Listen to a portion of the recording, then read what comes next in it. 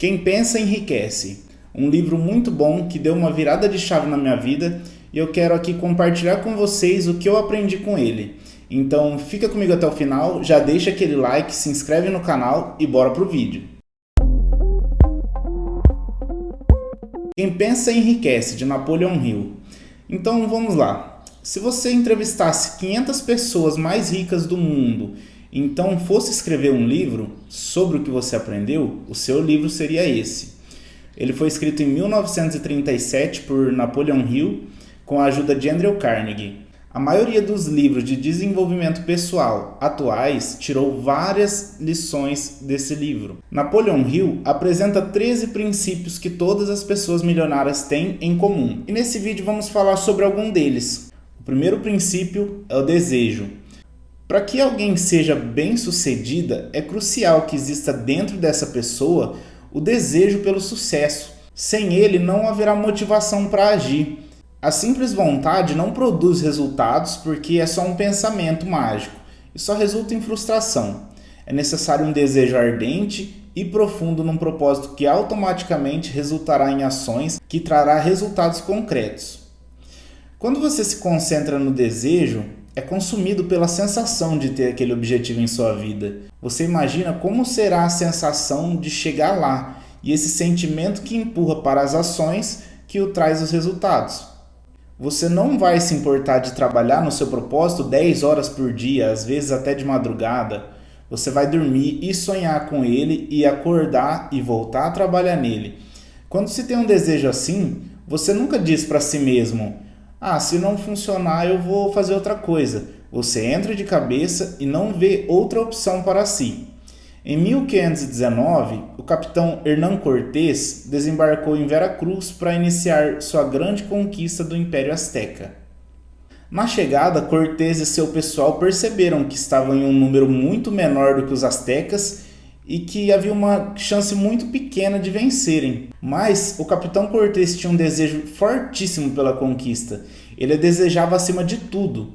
Então ele ordenou aos seus soldados que queimassem os navios que tinham levado até ali, e queimar os navios enviou uma mensagem muito clara para os soldados: ou venceremos ou morreremos, não há como voltar atrás.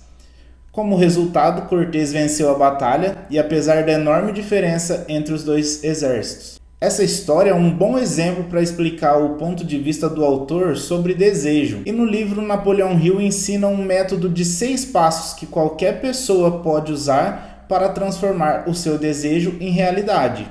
Número 1.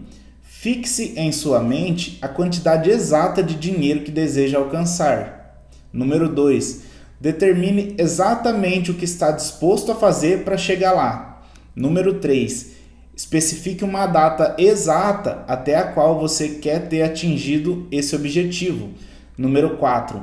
Elabore um plano e dê o primeiro passo imediatamente. Número 5. Descreva qual é o seu objetivo numa frase clara e precisa. Número 6. Leia esta frase em voz alta todos os dias 2 vezes. 2 vezes por dia. O segundo princípio é a fé.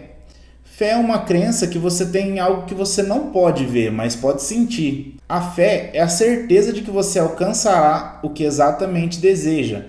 Há muitas pessoas que começam a perseguir seus sonhos com entusiasmo e, no entanto, se encontram com obstáculos. A dúvida e a descrença de seus amigos, de sua família, por exemplo, a dúvida dos outros sobre os seus sonhos pode fazer com que você perca a fé em si mesmo. E no final das contas, elas acabam perdendo a fé em seus sonhos também. Ninguém disse que atingir os seus objetivos seria fácil. É necessário ter uma fé tão sólida quanto uma rocha. Você sabia qual foi o acordo entre Albert Einstein e sua primeira esposa Mileva quando estavam se divorciando? Einstein disse: "Se concordar em se divorciar de mim agora, eu te darei todo o dinheiro do prêmio Nobel que eu vou ganhar." Você vê o nível de fé que havia nele? Esse acordo aconteceu vários anos antes de Einstein receber o prêmio Nobel, mas ele tinha uma fé inabalável de que ele ganharia. E esse é o tipo de fé que Napoleon Hill fala em seu livro. A fé também pode ser negativa. Se você acredita que você já foi derrotado, você foi. Se você acha que você não vai ousar, você não vai. Se você gostaria de vencer, mas acredita que não consegue, é quase certeza que você não conseguirá. A vida é uma batalha, e nessa batalha os vencedores não são mais fortes e nem os mais rápidos. Mais cedo ou mais tarde, o homem que vence é o homem que acredita que ele consegue. O terceiro princípio é a autossugestão. A autossugestão é uma técnica que consiste em ensinar a si mesmo que você pode alcançar qualquer coisa que desejar. Hill diz que para ativar a autossugestão você precisa estar em um local calmo e silencioso e ler a frase que descreve seus desejos 2 vezes por dia. Visualize e acredite que você já atingiu seu desejo. Enquanto visualiza, tente envolver mais sentidos. Por exemplo, se sua frase é sobre comprar um carro novo, então, ao visualizar o carro, veja a si mesmo sentado no carro, tocando no volante. Imagine ouvindo o barulho do motor, sinta o cheiro dos bancos de couro, visualize e sinta orgulho de ter conseguido. Eu ouvi em um relato de um bilionário, citando que quando ele estava visualizando a si mesmo comprando um Rolls Royce, ele ia para o salão de automóveis, sentava no carro, prestava muita atenção no cheiro para poder se lembrar e tornar suas visualizações mais vívidas. Talvez você pense que é um desperdício de tempo, que não vai funcionar, mas aqui está um fato determinante. O cérebro não diferencia a realidade da ilusão. Da perspectiva do cérebro, tocar piano e pensar sobre tocar piano é a mesma coisa. Quando você começa a visualizar um objetivo, você está plantando a semente daquele objetivo. E quando repentinamente o visualiza, você está regando a semente para que ela cresça e dê frutos. Talvez você tenha percebido que quando você começa a pensar sobre um objetivo com uma certa frequência, começa a notar mais e mais coisas relacionadas naquele objetivo no mundo à sua volta. Mesmo que você não faça conscientemente, o seu cérebro está automaticamente redirecionando a sua atenção para o que for relacionado ao seu objetivo. E por causa desse mecanismo que às vezes você sente que teve uma ideia ou encontrou uma solução para um problema do nada. O quarto princípio é sobre a importância do conhecimento especializado. O autor recomenda se tornar um especialista ao invés de um generalista. Se adquirir conhecimentos gerais levasse ao sucesso, seus professores seriam as pessoas mais ricas do país. No entanto, está longe de ser verdade. Ter conhecimento não torna alguém inteligente ou bem-sucedido. Napoleon Hill diz que o sucesso é o poder adquirido através de um conhecimento especializado ou altamente organizado e direcionado de forma inteligente. Por exemplo, se você está buscando um fotógrafo para o seu casamento, você contrataria alguém que é especialista em tirar foto de casamento ou alguém que tira qualquer tipo de foto?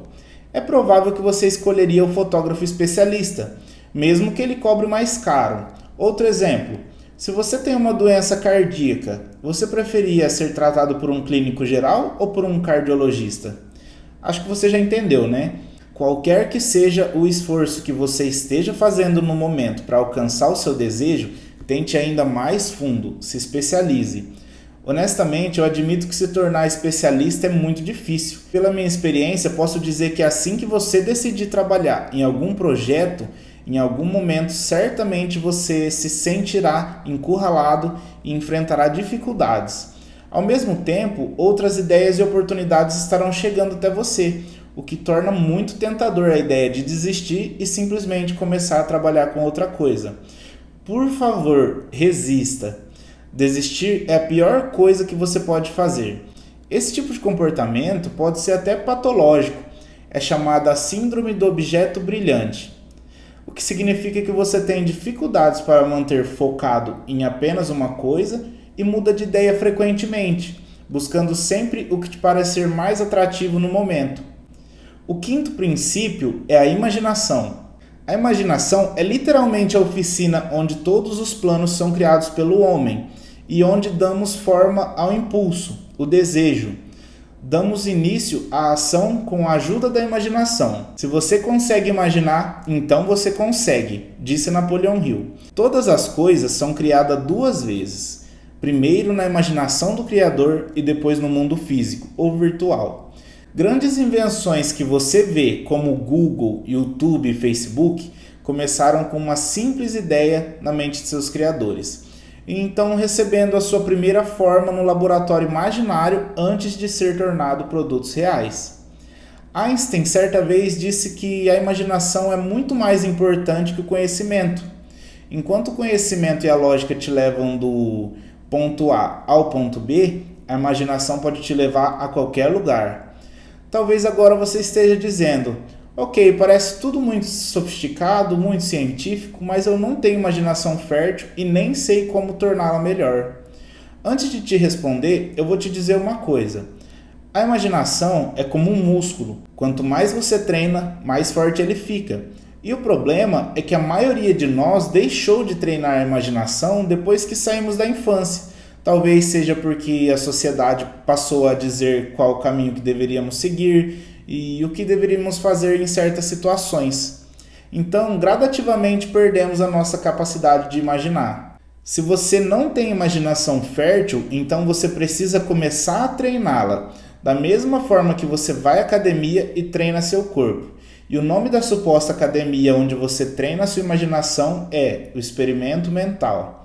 O experimento mental é simplesmente uma situação ou autoconhecimento que você imagina que aconteceu com você e então você tenta pensar nas possíveis reações, respostas ou soluções que você encontraria. Se você assistir a um filme sobre a vida de Einstein, você perceberá que ele faz quase todas as suas descobertas usando experimentos mentais. Um pequeno exercício que eu gosto de usar para treinar a minha imaginação e olhar constantemente para os produtos, sistemas e negócios ao meu redor e tentar pensar o que eu faria diferente ou como eu poderia melhorá-los. O sexto princípio é planejamento organizado. O autor explica que para ter sucesso é preciso ter um planejamento concreto. Este plano deve ser uma forma de atingir o que você deseja.